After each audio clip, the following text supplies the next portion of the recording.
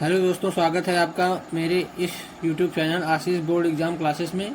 मैं आपको अम्लक्षार लवण चैप्टर में अम्लों के बारे में, क्षारों के बारे में, उनके रासायनिक गुण, भौतिक गुण सारे सब कुछ बता चुका हूं। और लवण में हमारा लास्ट टॉपिक बचा जो कि सबसे ज़्यादा इम्पोर्टेंट है, विरंजक चूर्ण और प्लास्टर ऑफ पेरिस।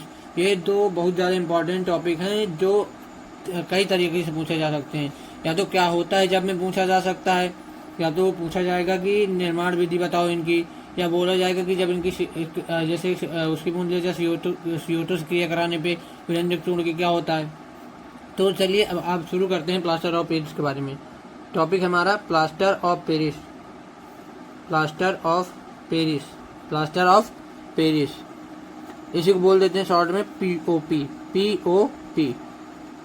तो अब चलिए बात करते हैं कि प्लास्टर ऑफ पेरिस का रासायनिक सूत्र क्या होता है। रासायनिक सूत्र हमको एग्जाम में पूछ लिया जाए प्लास्टर ऑफ पेरिस के बारे में टिप्पणी लिखें तो ऐसे ही लिखना है।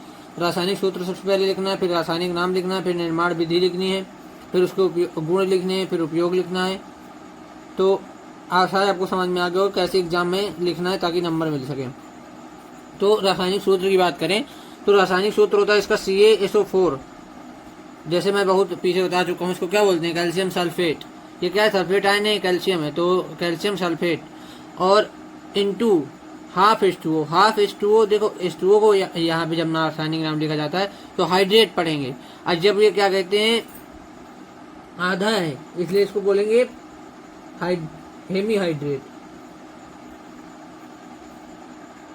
हेमी हाइड्रेट, हेमी का मतलब होता है आधा। हेमी आपने पढ़ोगे हेमी स्फीयर मतलब आधा, या इसको अर्ध हाइड्रेट बोल देंगे या हेमी हाइड्रेट। तो इसका क्या नाम हो जाएगा रासायनिक नाम, कैल्शियम सल्फेट।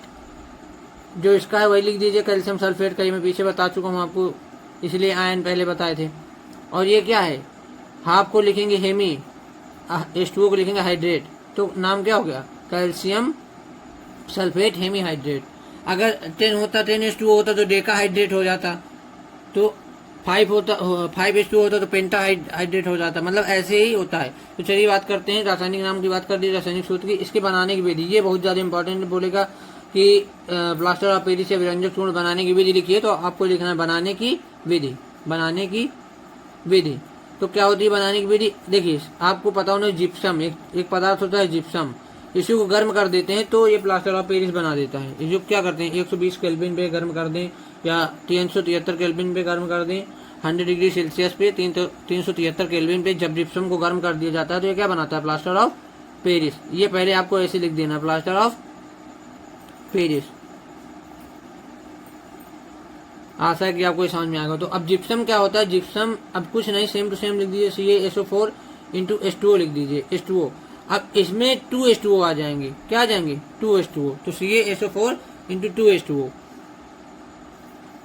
तो अब ये हो जाएगा, इसको जब गर्म करेंगे 100 डिग्री सेल्सियस पे और 373 केल्विन पे, तो सबसे पहले क्या बना देगा, 373 केल्विन पे गर्म कर देंगे तो क्या बनाएगा, CaSO4। ये जो आपको लिखाया गया है CaSO4 बताया गया है कि रासायनिक सूत्र, इसीलिए मैंने बताया पहले क्या बनेगा CaSO4 इंटू हाफ H2O मतलब कैल्शियम सल्फेट हेमी हाइड्रेट बनेगा। और साथ में क्योंकि इसके पास ज़्यादा अणु किसके अणु ज़्यादा हैं, अब ये हाफ निकल गया तो ये 3/2, तो इसको ऐड करोगे तब ऐड करोगे 1/2 H2O को प्लस 3/2 H2O को, तो जाके क्या आएगा 2H2O के बराबर आएगा कि नहीं।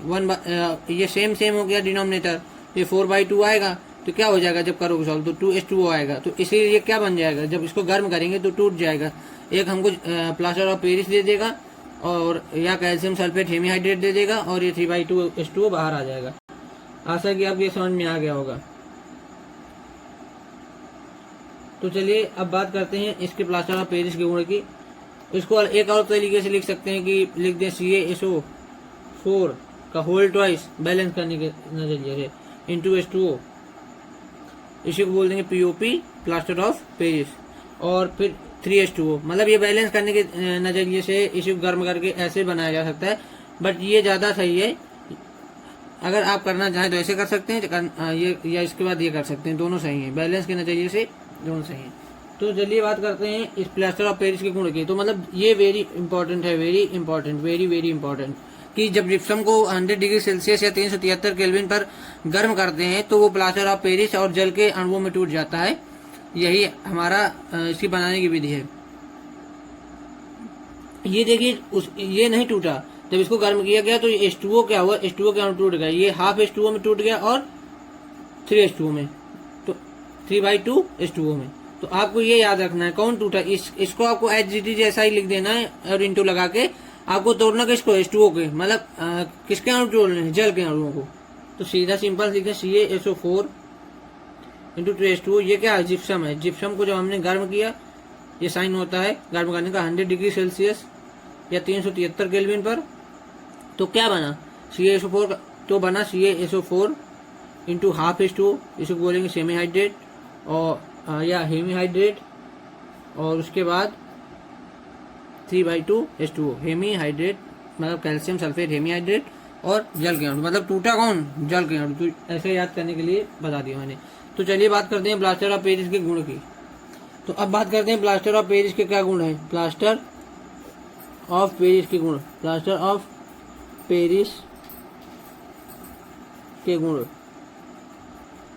तो इसका पहला गुण क्या है, जल में क्या होता है, अल्प विलेय होता है। जल में अल्प विलेय मतलब हल्का घुलता है, घुलता तो है बट पूरी तरीके से नहीं घुलता। जल में अल्प विलेय है, क्या है, अल्प विलेय।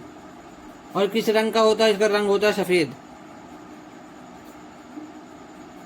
तो ये क्या होता है, अगर इसका लिखना चाहें तो ये सफेद रंग का जल में अल्प विलेय होता है। उसके बाद प्लास्टर ऑफ पेरिस की जल के साथ क्रिया कराने पे जिप्सम बनाता है। मतलब अब देखिए, जैसे कि अभी मैंने पीछे बताया बनाने की विधि, मैंने ये बनाने की विधि बताई, तो क्या किया कि मैंने जब इसको गर्म किया तो टूट गया किसके अणुओं में, टूट गया ये प्लास्टर ऑफ पेरिस और जल के अणुओं में। तो मैं जब प्लास्टर ऑफ पेरिस की पुनः, तो ये एक उत्क्रमणीय अक्रिया होगी, जब पुनः मैं इसकी क्रिया इसके साथ कराऊंगा तो ये हमको क्या वापस दे देगा, जिप्सम। क्या दे देगा वापस, जिप्सम।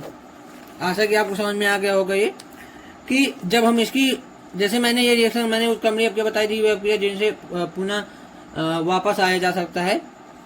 तो अब आपको समझ में आ गया होगा ये, जब इसकी क्रिया कराएंगे जल से, किसकी, प्लास्टर ऑफ पेरिस की क्रिया जब जल से कराएंगे तो पुनः वापस क्या बना लेगा, जिप्सम। आशा है कि आपको आपको ये पता चल गया होगा कि जो प्लास्टर ऑफ पेरिस की जिप्सम से बनाने की विधि है वो एक उत्क्रमणीय अक्रिया है। अगर हम उसको गर्म कर देते हैं तो वो हमको प्लास्टर ऑफ पेरिस दे देता है और क्या कहते हैं 3/2 H2O के अणु दे देता है। मगर अगर हम वापस प्लास्टर ऑफ पेरिस की क्रिया करा दें जल से तो फिर वापस हमको जिप्सम दे देगा। तो ऐसी अक्रियाएं वे अक्रियाएं होती हैं, उत्क्रमणीय अक्रियाएं होती हैं कि जिनसे अगर हमने अभिकारक, दो अभिकारकों को मिला के उत्पाद बनाया है और हम उत्पाद का विघटन करा के फिर वापस करा के फिर वही चीज प्राप्त कर लें अभिकारक, तो ये ऐसी अक्रियाएं क्या होती है, जो ऐसी अक्रियाएं जो दोनों दिशाओं में होती हैं उनको बोलते हैं उत्क्रमणीय अक्रियाएं। क्या बोलते हैं, उत्क्रमणीय अक्रियाएं। तो अगर आपसे बोल दिया जाए कि प्लास्टर ऑफ पेरिस के बनाने की विधि एक उत्क्रमणीय अक्रिया, तो आपको कहना है हाँ उत्क्रमणीय अक्रिया है। आशा है कि आपको समझ में आ गया होगा। तो अब बात करते हैं गुण की। पहला गुण बताया कि जल में ये सफेद रंग का होता है और जल में अल्प विलेय होता है। और बताया दूसरा गुण कि जल से जब क्रिया कराते हैं तो क्या बना देता है वापस से, जल से जब क्रिया कराते हैं तो वापस क्या बनाते हैं, जैसे CaSO4 हाफ H2O की क्रिया कराते हैं हम 3/2 H2O से, तो फिर से क्या बना देगा CaSO4 इंटू 2H2O, मतलब फिर से हमको क्या दे दिया, जिप्सम दे दिया। आशा है कि आपको समझ में आ गया। अब प्लास्टर ऑफ पेरिस के उपयोग की बात करते हैं। यही पूछा जाता है एग्जाम में, याद रखिए उत्क्रमणीय अक्रिया पूछी गई 2 बार एग्जाम में बहुविकल्पी में। और ये पूछा गया क्या होता है जबकि प्लास्टर ऑफ पेरिस की क्रिया कराई जाती है जल के अणु से, जल से, तो पता होना चाहिए कि जिप्सम वापस बन जाता है। तो अब चलिए प्लास्टर ऑफ पेरिस के गुण की बात करते हैं। पहला गुण है ये जमने की क्रिया में फैलता है, मतलब जब जमाया जाता है तो ये फैलता है, इसलिए इसका प्रयोग सांचे व मॉडल बनाने में होता है। मतलब जैसे ये बनाया गया सांचा बनाना है तो हम किसका प्रयोग करेंगे, पीओपी का, क्योंकि जब इसको जमाया जाएगा तो ये फैलेगा। जब जमाया जाएगा मतलब कोई चीज जमाई जाएगी या किसी की जैसे पैर में जो प्लास्टर किया जाता है उसमें बांधा जाता है तो फैलता है एक टाइम के बाद। जो जमने की प्रक्रिया में क्या होता है, ये फैलता है, इसलिए इससे सांचे व मॉडल बनाए जाते हैं। टूटी हुई हड्डियों को जोड़ने में अस्पताल में यूज किया जाता है, टूटी हुई सांचे बनाने में, सांचे व मॉडल बनाने में क्यों यूज होता है, क्योंकि जमने में फैलता है। जब जमाया जाता है तो क्या होता है, फैलता है, इसलिए इसका सांचे बनाने में उपयोग होता है। उसके बाद टूटी हुई हड्डियां जोड़ने में, टूटी हुई हड्डियां जोड़ने में, जो प्लास्टर किया जाता है पैरों में इसी के बना होता है। और खिलौने या मूर्तियां बनाने में, खिलौने या मूर्तियां बनाने में, खिलौने व मूर्तियां बनाने में, व मूर्तियां बनाने में, खिलौने व मूर्तियां बनाने में। ब्लैक बोर्ड पर लिखने की जो चौक होती है, ब्लैक बोर्ड पर जो लिखने की चौक होती है, चौक बनाने में, चौक बनाने में। ब्लैक बोर्ड, पहले ब्लैक बोर्ड चलते थे, अब तो व्हाइट बोर्ड चलने लगे, मगर जो ब्लैक बोर्ड होते हैं उनमें जो चौक, जिस चौक से लिखा जाता है अभी किसी किसी स्कूल में होता है, वो क्या होते हैं, किसे बने होते हैं, प्लास्टर ऑफ पेरिस से। दांतों को जो प्लास्टर बनाया जाता है, जैसे दांत टूट गए या दांतों के कैप बनाए जाते हैं तो किससे बनाए, दांतों के प्लास्टर बनाने में, प्लास्टर बनाने में। और मकानों की छतों में जो डिजाइन बनाई जाती है या जो उनको चिकना किया जाता है, तो छतों को चिकना करने में आशा है कि आपको प्लास्टर ऑफ पेरिस समझ में आ गया हो, छतों को चिकना करने में। लेकिन आशा है कि आपको प्लास्टर ऑफ पेरिस के बारे में सारी चीज समझ में आ गई। यहाँ से हमारा चैप्टर होता है इंड। अब मैं आपको आगे एनसीईआरटी क्वेश्चन कराऊंगा या तो कराऊंगा एमसीक्यू। उसके बाद मैं पहला चैप्टर, फर्स्ट चैप्टर स्टार्ट करूंगा अपना रासायनिक अभिक्रिया वाला, और फिजिक्स साथ में पढ़ाऊंगा, फिजिक्स का पहला चैप्टर। तो आशा है कि आपको अभी तक अम्लक्षार एवं लवण पूरा चैप्टर समझ में आ गया होगा। अगर मुझसे कोई गलती से मैंने कोई चीज़ गलत बता दी हो तो क्षमा करें और मुझे कमेंट सेक्शन में बताने की कृपा करें। जय हिंद, जय